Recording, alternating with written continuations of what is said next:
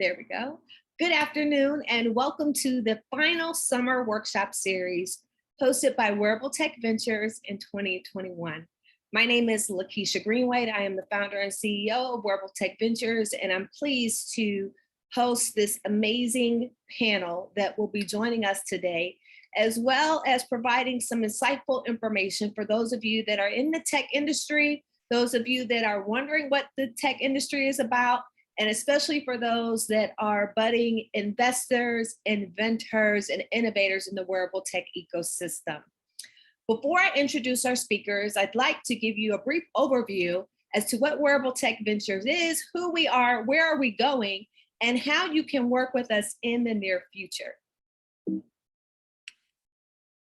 So to start, I must give public praise to our Wearables Roundtable. Our Wearables Roundtable was comprised in the midst of the global pandemic with leading companies, global Fortune 500 companies and investors who came to the table and said, we want to help you grow this ecosystem. And as a result, our roundtable came together and decided on some specific topics and things that could be used for our Global Wearables Hackathon. And we decided to break that up into various workshops to help educate the public and tech enthusiasts about the opportunities within the wearable tech ecosystem. So we began our series in May and we're completing that today. However, if you missed a session, do not worry. We will be posting opportunities for you to review all of the recordings in a virtual scenario on a 24/7 basis in September, and then provide you the opportunity to work with us as a partner or a founder. And so more information will be made available via email as well as on our website. So please make sure that you stay tuned. Now, again, when we started, we had the mindset that we would host our Global Wearables Hackathon in September. And as a result of not only hosting these workshops, but partnering with our sister and brother organizations in the tech ecosystem, as well as providing information and coaching, not only founders that are adults, but also youth founders, we found that there is more interest than we anticipated. And so we wanted to make sure that no stone, no person was left behind. So that's why the actual hackathon will be held at a later date to make sure that we have everybody at the table and that no one is left behind. So let's talk about the global ecosystem for wearables. So Wearable Tech Ventures was actually formed as a 501c3 in 2019 with the purpose of being the ecosystem that develops and promotes wearable technology with an emphasis on underrepresented talent. And the goal is to support 100 startups by 2030 within our particular ecosystem. Ultimately, what will this lead to? We believe this is going to lead to a new generation of innovators, inventors, and investors. And there's proof in the pudding to support what we're doing. So over the summer, or I should say throughout 2021, we have been incredibly busy and also making sure that we've been working with purpose. I want to give thanks to the University of Maryland, Baltimore County, who served as our educational partner in 2021 as we hosted virtual camps and workshops for youth. We were able to produce 3 to 4 different workshops for not only Baltimore City youth, but also youth throughout the country. As a result, we also had instructors that joined our team from Massachusetts, Georgia, as well as other corporations. And so I am honored to say that we've been successful in not only educating youth about wearable technology, but also helping them to understand that they can develop products themselves and take it to market. As a result, we have our lead youth ambassador, Jace Richardson, and you'll see him on our website. Over the past week, we hosted a virtual fundraiser with a popcorn vendor, and most of those funds will go towards Jace so that he can develop his first wearable tech product. Now, what Jace is going to do, he's actually going to employ a number of the skills that he learned throughout the summer. Oh, and by the way, we promoted him. He helped us to co-lead some of our summer camp sessions with the youth. And so we're excited for him because he's going to employ those practices. He's going to pitch his product to us before we distribute those funds so that he can move forward in developing that. We have high hopes for him, but he has a lot of support. Now, we also have youth that have signed up over the summer that wanted to work with Wearable Tech Ventures as a youth ambassador. Please know we have not forgotten about you. As I mentioned, we have been productive with purpose throughout the entire summer. So after this workshop, we're going to take a short break, but then we'll make sure to re-engage our youth. And a lot of those initiatives will be led by Jace Richardson, who is our youth ambassador out of Baltimore, Maryland. And congrats to Jace, he's going to be starting high school this year. So we also, again, just to reiterate, our 2021 program included our youth camps, which we did a lot of those starting in the summertime. Now we're getting to the end of summer. And then our Wearables workshop, which again, there will be an opportunity to review the links that you'll be provided via email, or review the links as a whole ecosystem in September so that you don't miss anything, and then you can sign up to work with us appropriately then. So now I'm really, really excited to move into our speaker series for today. Not only because this is a topic that I think everyone is interested in when we talk about tech and money, but it's also wonderful to have representation. And that's what we are all about here at Wearable Tech Ventures. Now I'm going to let you in on a little secret. I'm also super excited because our next speaker, she's been featured in a short film, and she might talk to you a little bit about that, highlighting women of color in tech. But let me get to her bio, and then what we'll do is we'll get into a discussion about some of the data and blockchain associated with money and tech, okay? So I'd like to welcome Shondria Seaton. She's a program manager for Elite, a new hire program targeting new and experienced hires entering IT at Eli Lilly. She has over 20 years of experience leading IT and business projects for multiple Fortune 500 companies, including 3M, IBM, Anthem, and Lilly. Shondria is an award-winning project and program manager, recognized as a finalist for 2 consecutive years for the coveted Lilly CIO Awards. Shondria was recently recognized as a 2020 Golden Laurel Shining Star by InnoPower and the Indianapolis Recorder. She is a storyteller, community volunteer, connector, trustee for the Oaks Academy, and immediate past president of BDPA Indianapolis. She is a graduate of Florida A&M University. Kudos to the HBCU family. She also attended Indiana Wesleyan University, where she earned her master's in business administration and was voted as her cohort as the most outstanding professional. Shondria has been married for 18 years to her husband, Brian. They have a son, Jaden, who's 15, a published youth author, and a daughter, Jordan, who's 10, who has appeared in several local commercials. So will you please, in a virtual round of applause, welcome Shondria Seaton with our panel for today. Welcome, Shondria. How are you? I am well. How are you? I'm so excited to have you. I'm super happy, and your background is absolutely appropriate because you are a woman that I believe is going to be in some form of Hall of Fame related to tech. And before we get into our real discussion, do you mind sharing with our viewers about the film that you were featured in this past year? Absolutely. I believe you are referring to our Black Diamonds film, which is an amazing film and display of powerful, authentic, resilient Black women of color in tech.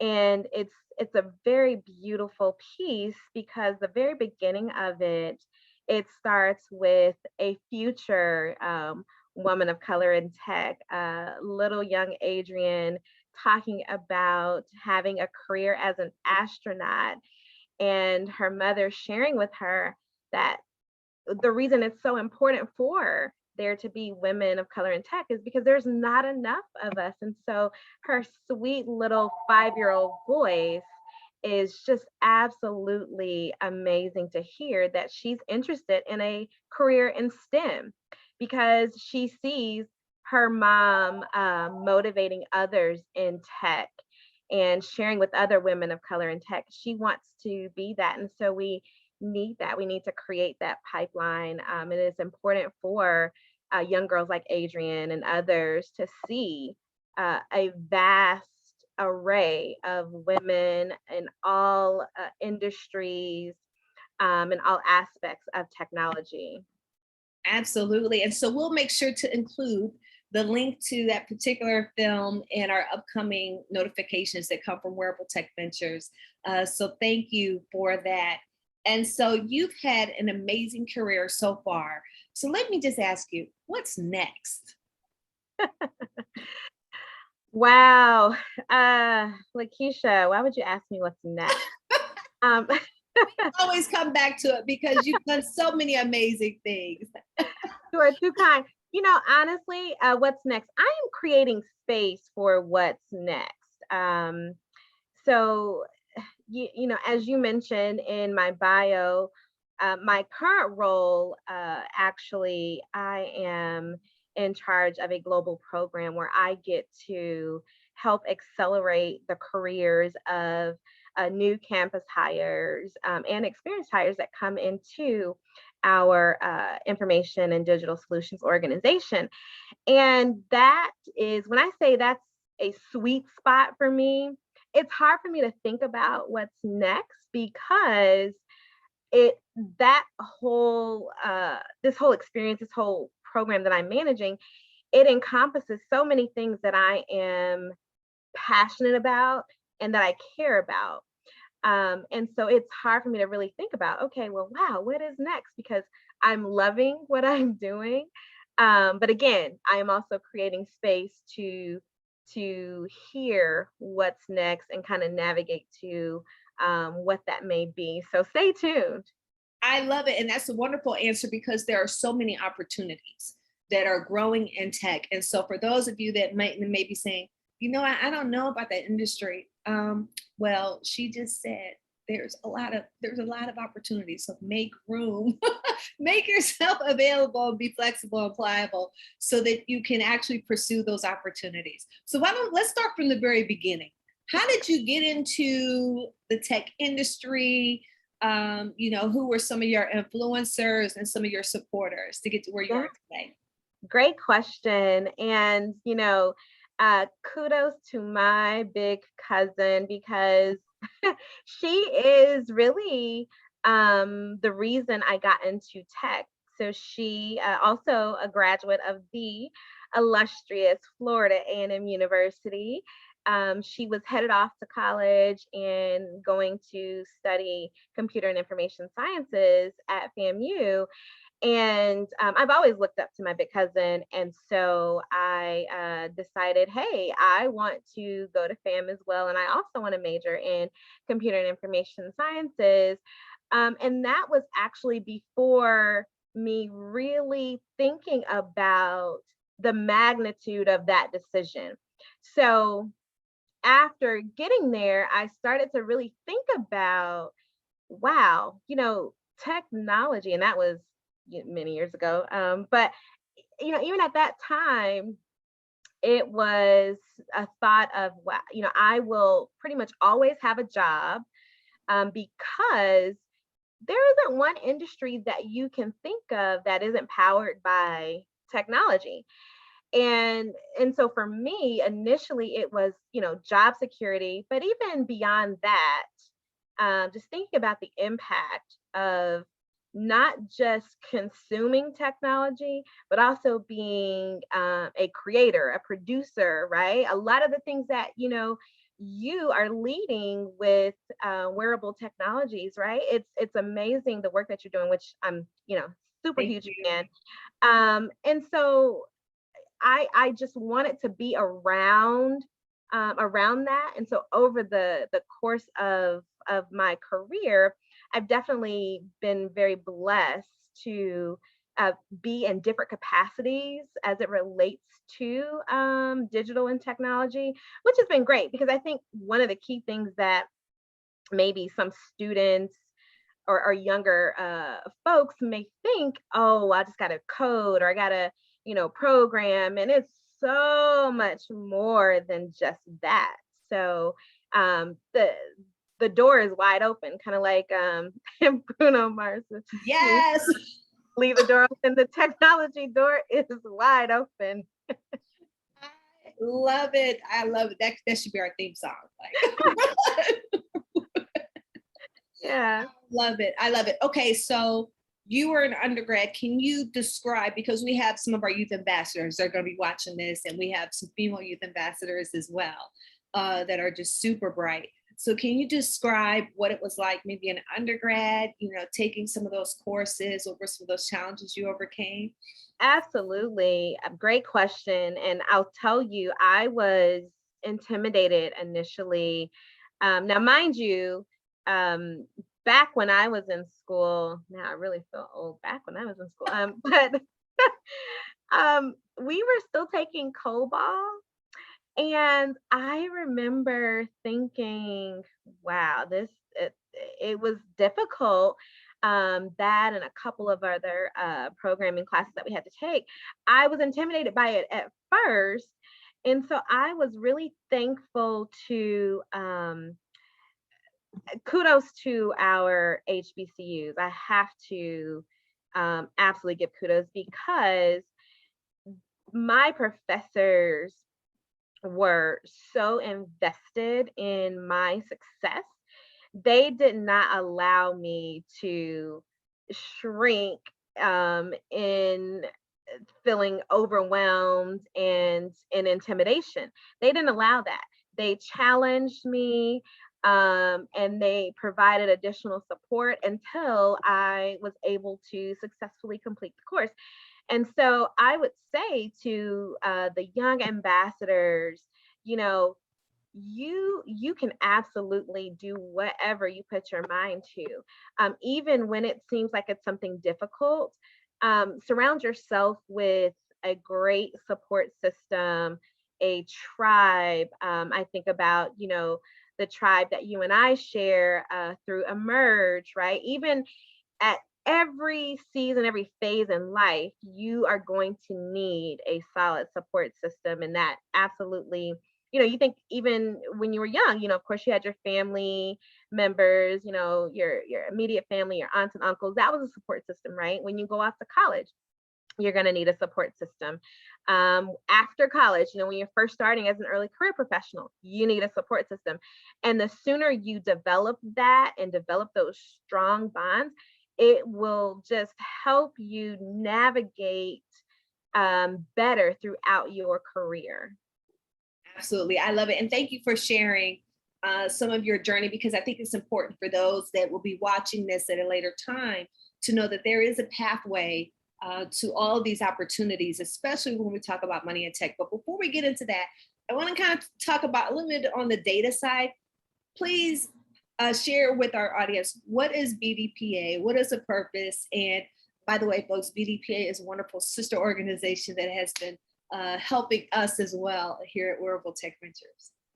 Yes, absolutely. BDPA is near and dear to my heart. I am very biased when it comes to BDPA because so first, it stands for Black Data Processing Associates.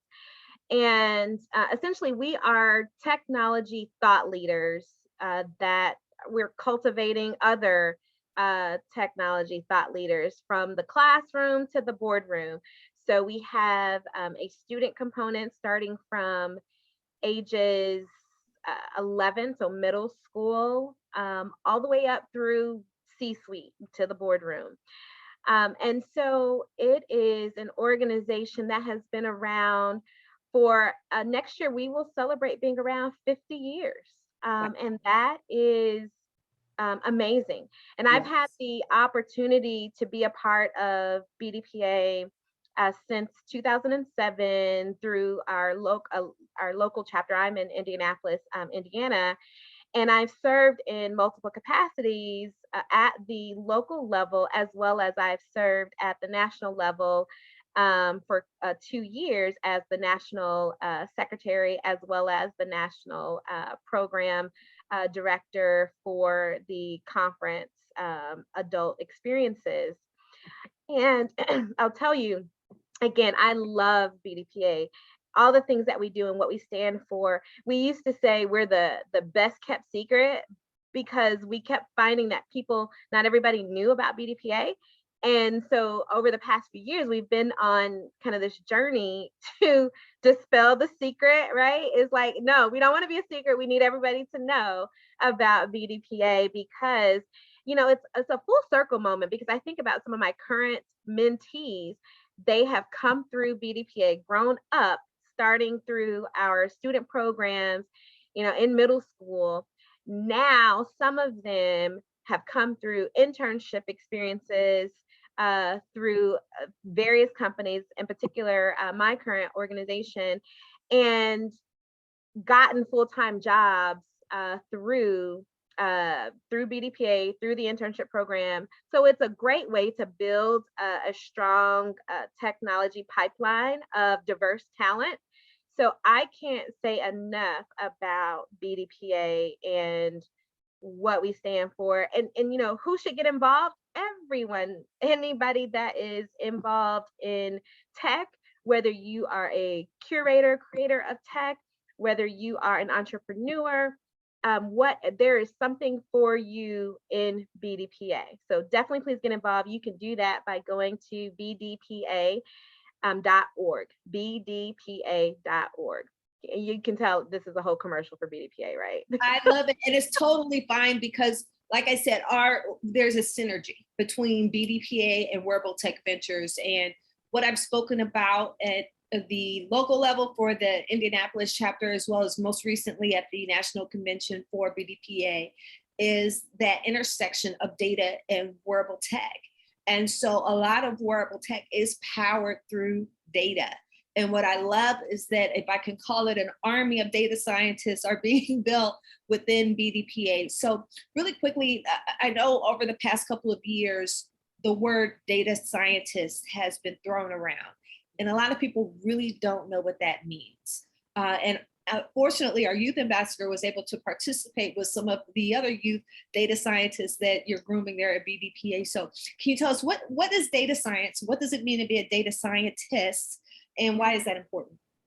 Yeah, in its kind of simplest form, data scientists are people that process, they model, they analyze data. They draw conclusions from this data that they're analyzing, and essentially it helps to answer some question, right?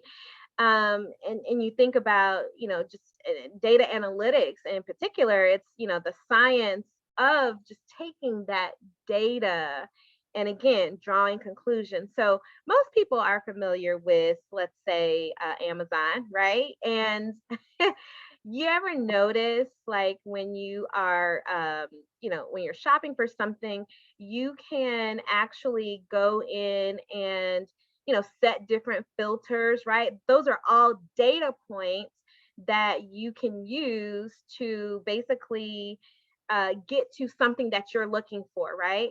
I mean, there is data in every single thing from the time that you wake up in the morning, from the time that you go to sleep. And so it's great when you can invest in understanding about data, that whether that's personal data, right? So even thinking about, most of us now since we're, wearable tech ventures, right? Most of us have some sort of device that, tracks some sort of data, right? And we use that, whether it's, so for me right now, I have on my Fitbit, right? So it is capturing all kind of data about what I am doing or what I'm not doing. So I'm hoping it's capturing more of the data of what I am doing in terms of my workouts. But that is, in a nutshell, data scientists. They essentially are people that process and analyze data to address some question or need. I love it. And I definitely see this in the future as a perfect marriage because you have the capacity to help train those data scientists. And of course, we can leverage that talent of those data scientists that could work with some of our enterprises that are about to be born, as well as if they want to create their own in the wearable tech industry. So I think it's wonderful. So one other thing we often hear about is blockchain. And so from your perspective and where you sit, what does that mean to you? What do you see as the importance of blockchain and for our audience? What should our audience know for the future? Yeah, so, and I'm still pretty much a newbie on blockchain, but in general, when you think of blockchain, it's basically like a ledger, right? A digital ledger of a group of transactions. And it essentially helps, it's very much, it helps from a information security perspective, right? Because there's certainly certain aspects of it where you can't necessarily hack into and that sort of thing. So it is, again, it's another way, another opportunity for us to be proactive in how we manage our data, how we secure our data. And so I personally, that is actually, blockchain is something that's on my to-do list to delve more into. So yeah, that's pretty much my extent of knowledge in terms of blockchain. And I know that there are so many opportunities in terms of creating different things with blockchain technology. So I'm excited for kind of that next evolution of secureness with our data. Yes. Yes, I am too. And we also have an emerged sister who is one of the global experts on blockchain that will be joining us in the future. But I also am big into cryptocurrency. And I know our banks are like, oh, wait a minute, what about that? But Yes, that is an example, another example of blockchain. And so there's a lot of opportunity a to lot. develop wearable tech products that we can use on a daily basis that not only incorporate data, but also incorporate blockchain from a security as well as from a monetary financial standpoint. And Absolutely. what I foresee in the future with many small businesses and startups is that they're going to be utilizing a lot more blockchain. So what we Mhm. see in the news today are a number of large corporations that are saying, all right, we'll accept your crypto, we'll accept your Bitcoin, your Ethereum as payment today. And you have many athletes, professional athletes that are renegotiating their contracts so that they can accept cryptocurrency as a form of payment. Yes. And so ab- I wanted to plant that seed today because it is a huge component. And I see a wonderful opportunity when we do bring our hackathon to the public for us to have that segment where we are focusing on wearables and money, and especially focusing on that piece with data as well as blockchain as it relates to cryptocurrency. Because when you think about those that have been in the news, that have been some of the founders and related to that, many of them do not come from underrepresented backgrounds. And I know that we have a lot of talent within that space that can develop and create something that we all can use, or perhaps even make it safer. Yes, That's absolutely. Ab- And can I participate in the hackathon? Because by then I'll be absolutely. I'll be ready and have my blockchain knowledge on lock. Absolutely. I love it. I love it. And that's a great plug. So when we do the hackathon, it is open to everyone. So if Awesome. you are experienced in tech, if you are a novice, if you are a youth, come work with us. And that's the beauty of it, because I believe wearable technology is that piece of tech in the industry that says, you know what, we are truly inclusive. Yeah. And we work better when we work together, regardless of your background, because we're able to create new things, but we're also creating new things with purpose, understanding the risk associated, as you already mentioned, with data, and especially with our populations when we consider health innovations, right? And especially those that have health disparities, who's owning the data. So we have an opportunity at Wearable Tech Ventures to really redefine that experience and set the standard, as well as call people out on an ethical front. Yes, Related to absolutely. that development and further innovation. So yes, we would love to have you. But if you join a team, you won't be able to judge. So you'll have to choose which side. Oh yeah. You know what? I think I'll judge, and then I'll Okay, judge this time and participate next time. How's that? that sounds good. That sounds good. Or maybe we'll have something mini for those that are judging. So you guys get that experience as well. We'll do a hackathon before the hackathon. Good. Let's do that. I love it. So before we close and transition to our next segment, is there anything you want to share with our audience, or any suggestions as far as what they should be learning, or what they should be doing on a day-to-day basis, to grow themselves? Yeah, absolutely. Every day is a day to learn. And there is opportunity, and there's so much out there. And there's a lot of resources that are free that are available to us. There is LinkedIn Learning, right? And there's certainly a wealth of stuff on YouTube. So my main thing here would be, don't shy away from learning a new skill or anything like that, because that will, one, help you to be more comfortable, right? And it's certainly a lot of times when we're learning a new technical skill, those are transferable. They are great, and they will help to make you more marketable.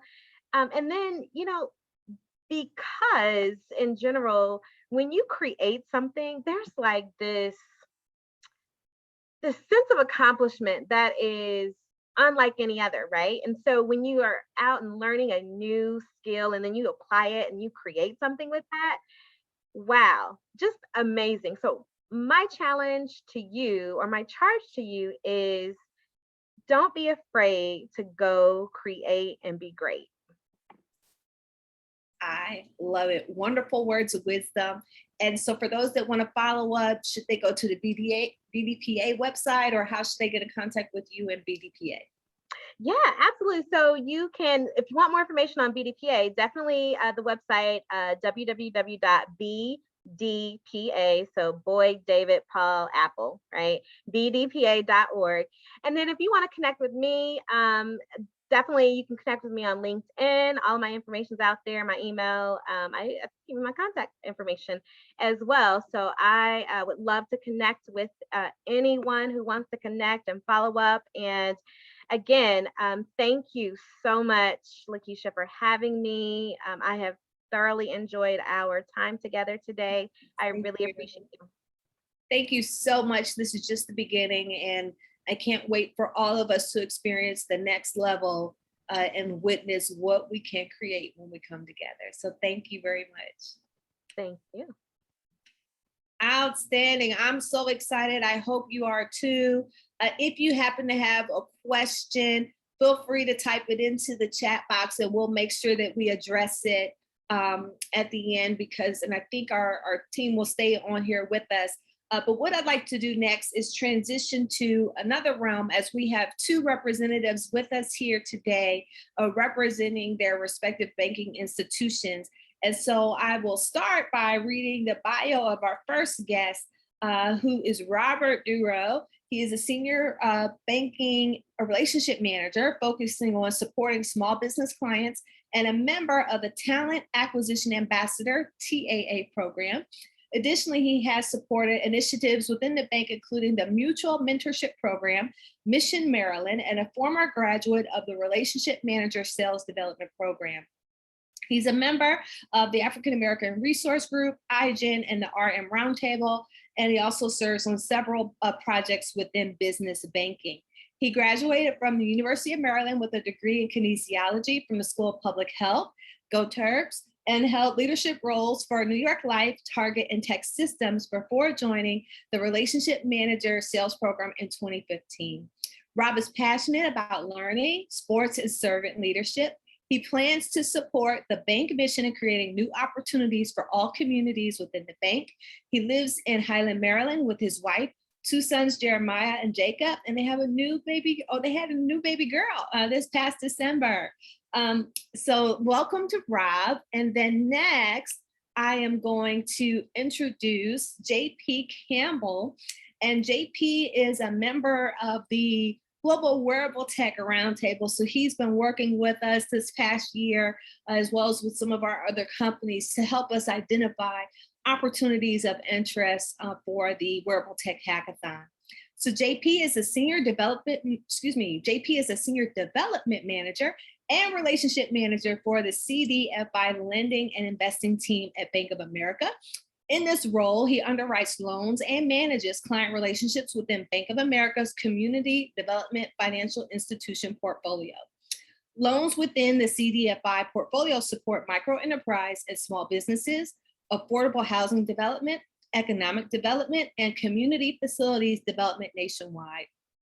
CDFIs funds projects and borrowers that traditional banks are unable to directly fund by pooling funds from a variety of sources, including the private sector, government, individuals, and foundations to help fulfill their community development mission.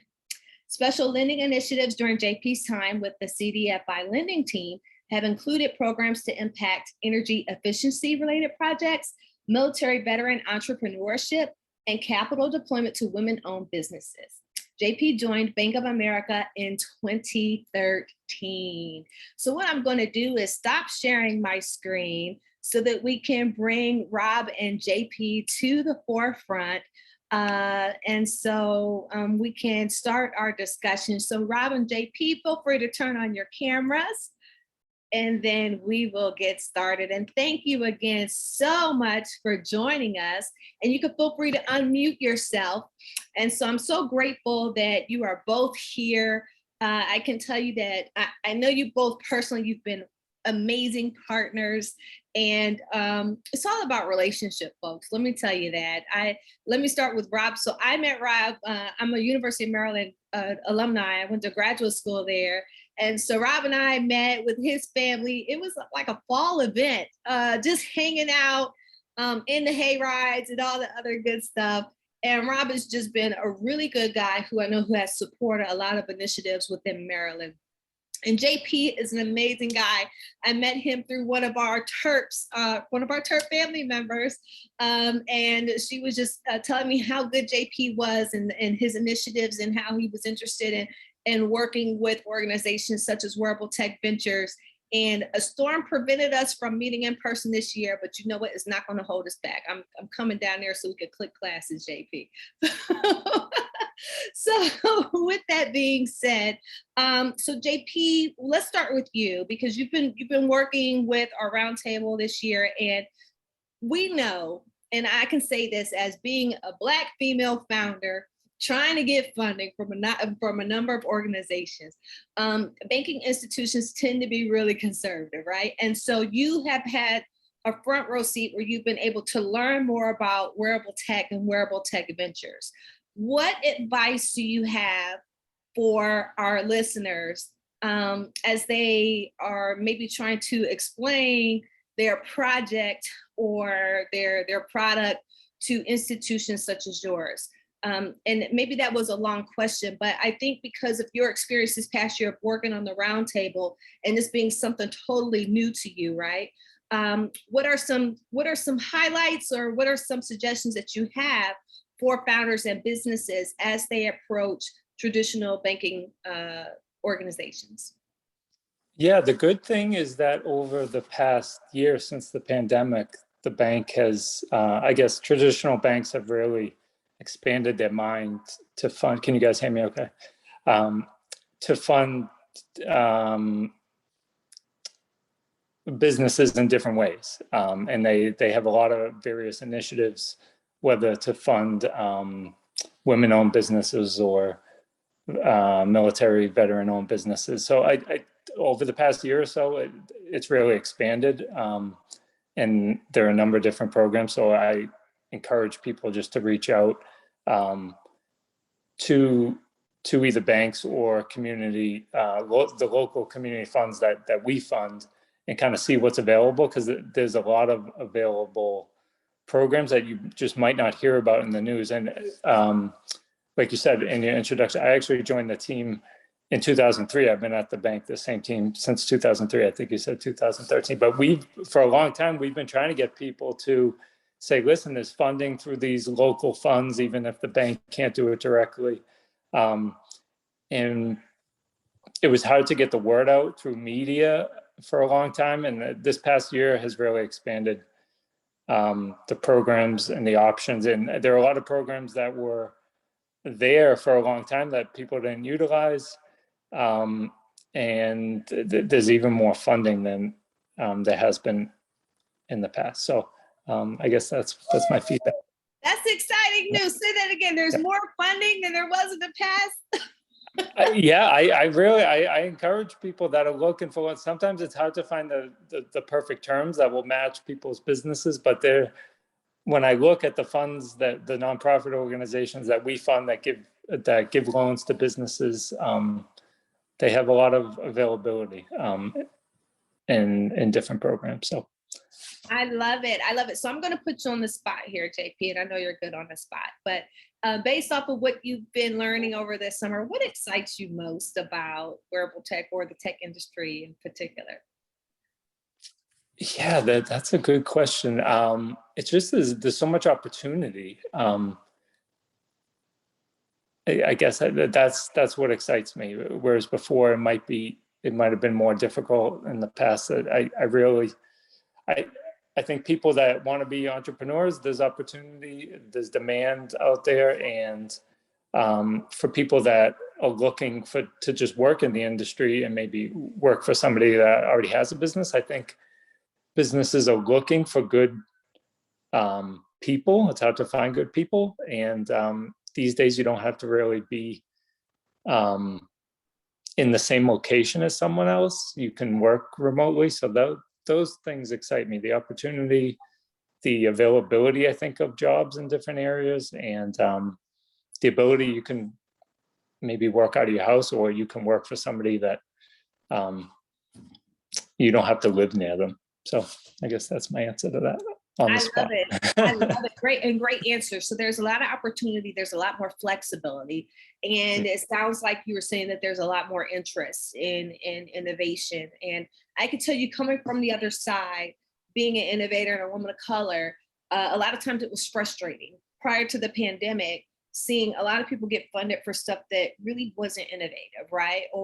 And perhaps it might have been seen as like a big risk because it was in the tech field and with startups just thinking about the failure rate. So I'm encouraged, and I hope everyone here is encouraged about hearing the openness that has occurred as it relates to the pandemic. And what I can say is that wearable technology has been driving a lot of things during the pandemic to make sure that we as a country get back up and running.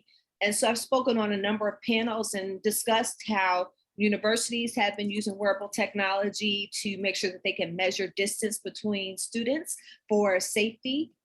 Professional sports organizations have been utilizing wearable technology to maintain the safety of the players on and off the field. And so that's really, really encouraging. And so JP, you mentioned something, I'm coming right to you, Rob, next, but JP, you mentioned something about, access is there. People can reach out to you. So let's give a hypothetical example. So let's say there's someone that may have a tech startup, right? How do you recommend that they approach you? Should they go directly to you? Should they come through Wearable Tech Ventures? Or is that pathway still being determined? Yeah, it's definitely still being formed and determined, but either way, if you reached out to me and said, listen, I have this business that needs capital in some way, I could connect you to the person at Bank of America, the group that. It gets complicated because you have to. It's good to go through one of us because sometimes, depending on your business, a different group at Bank of America will fund it, and it's a gigantic organization.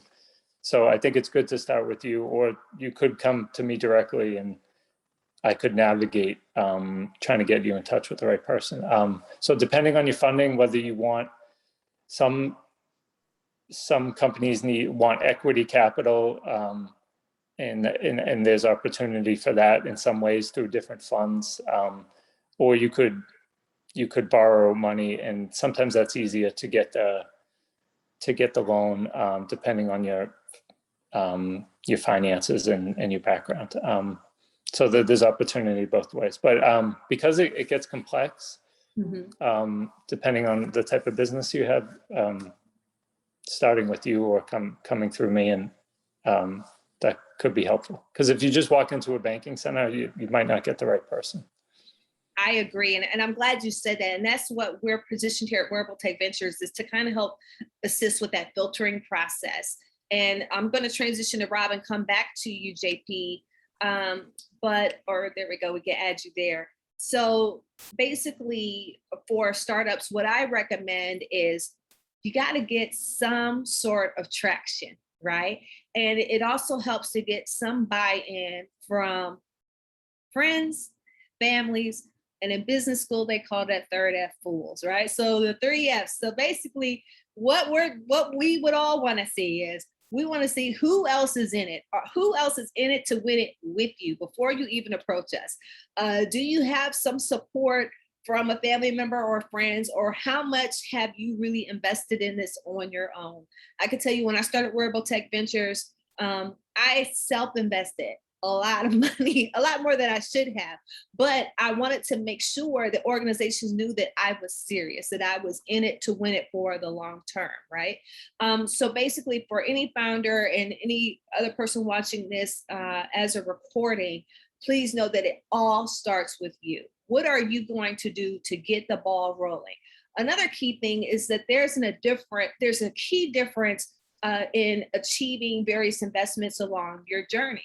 So in many cases, you hear the term angel investor, you hear venture capitalist, and they mean totally different things because they come at different stages within the cycle. So Rob, I'm going to hand it over to you. If you could provide some insight as to, I see my screen is flaring there, so I hope it's not flaring on your side, but why don't you provide us with some insight on the difference for startups and small businesses getting that initial funding, and then also provide some differences between the debt markets and equity markets.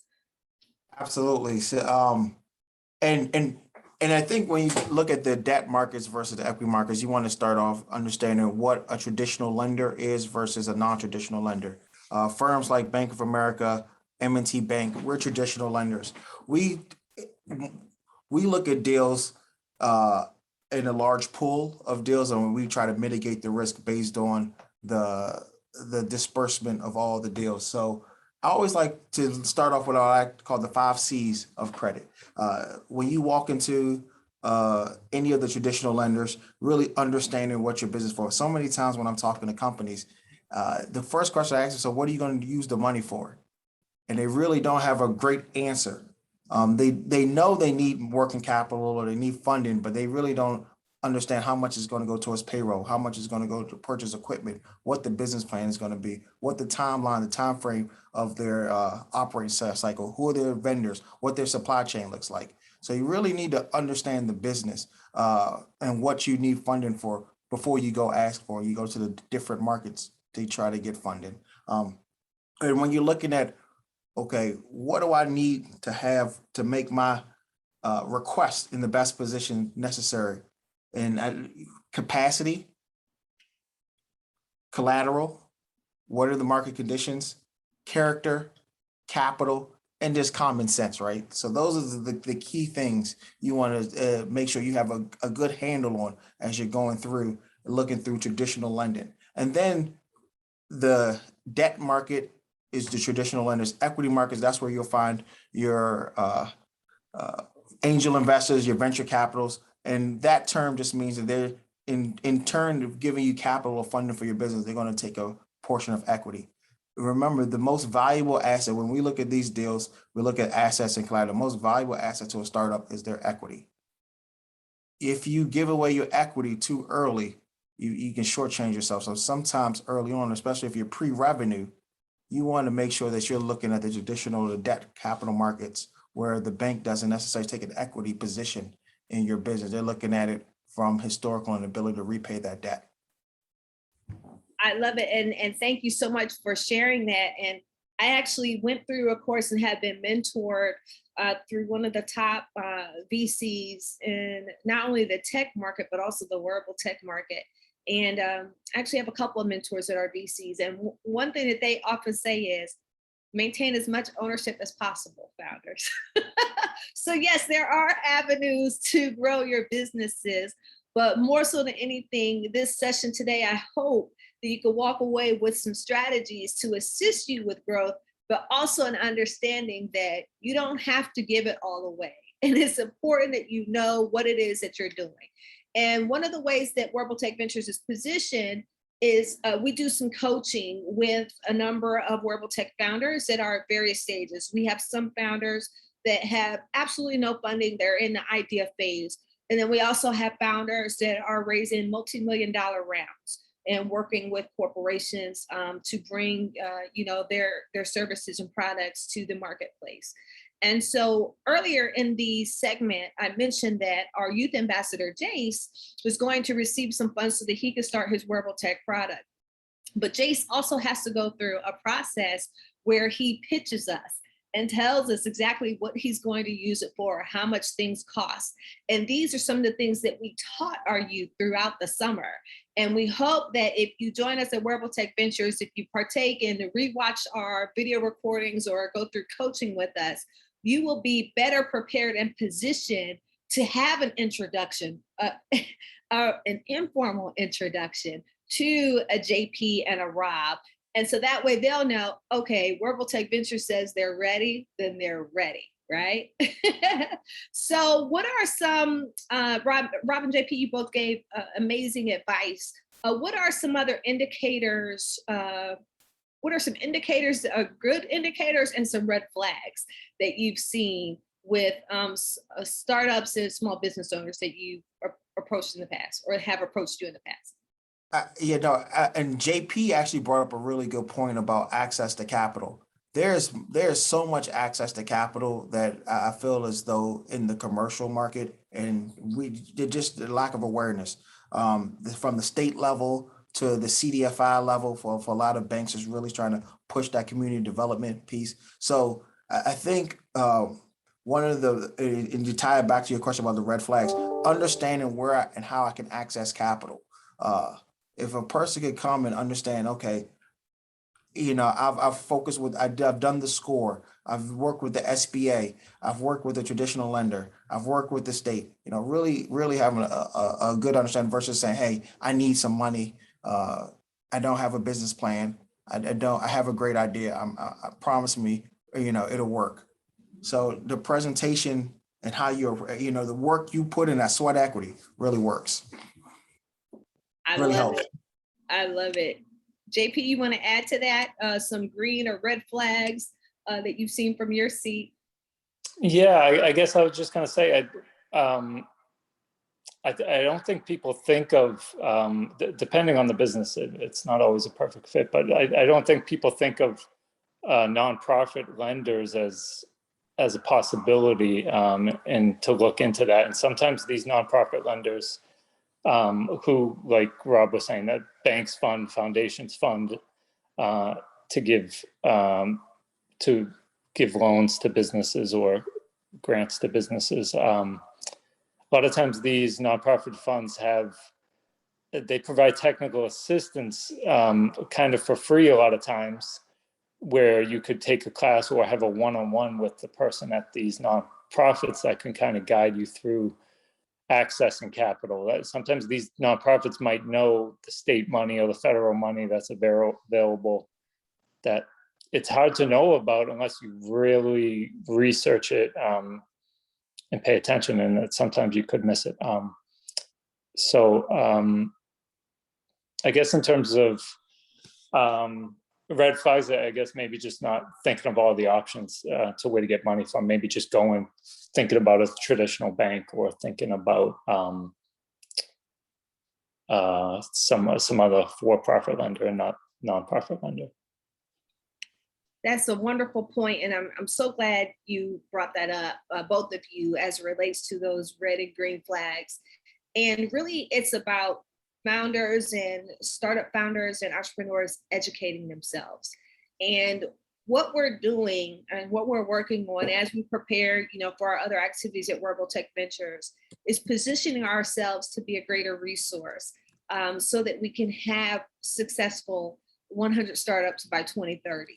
And the work that JP and Rob does is essential to making sure we reach that success point. So let me take this to Rob and then we'll come to JP before we close out. What advice do you have for our startup founders and other small businesses? Oh, I see you had a power outage. Let me know. No, I'm fine. If you don't stand up and move for a while. Sorry. Oh, okay. Okay, I have those lights too. And earlier, our other speaker, she had a storm, so she was like, "I hope nothing goes out." So that's the beauty of it. This is real, folks, real life. But anyway, what advice do you have what closing advice do you have for startups as it relates to getting that first loan or getting that first set of financing? What's a key takeaway for them? Absolutely. Understand your industry. Have your business plan ready to go. Understand how to move, grow, and protect your market. Understand what your competition looks like. Have a plan of attack for your business strategy that's reasonable, reliable, and accessible. And refer back to that plan. I think that's something, if I were to give anyone advice, especially for the pre-revenue companies or the early on companies, really understand the business behind your business. Wonderful, wonderful advice. JP, do you have anything to close us out with? Yeah, I totally echo that. I was going to say it's key to have a plan because that's what they're going to look at, and you got to kind of sell yourself and explain kind of what your experience is, because a lot of times, like Rob was saying, that management is a key part of underwriting a loan, to be like, all right, can I trust this person? Are they experienced? So do they have good financials, and do they understand the market they're getting into? Absolutely. So personal development is key as a leader within your small business or startup. And so develop yourself. And then, of course, you can always work with us. Reach out to us if you need a coaching session or if you need a reference to some resources, so that when it comes time to really sit at the table and position yourself for funding, you can be successful. We want you to be successful. So with that being said, we're going to close out our final wearable workshop. Again, this has been recorded and it will be accessible in the near future for our subscribers as well as for our partnership weekend. And I only hope that by the end of the year, we'll be able to announce some additional opportunities for funding for founders and leaders within our ecosystem to make you successful. Thank you so much for joining. Make sure you stay tuned to www.wearabletechventures.org. Enjoy a great day. Thank you. Thank you.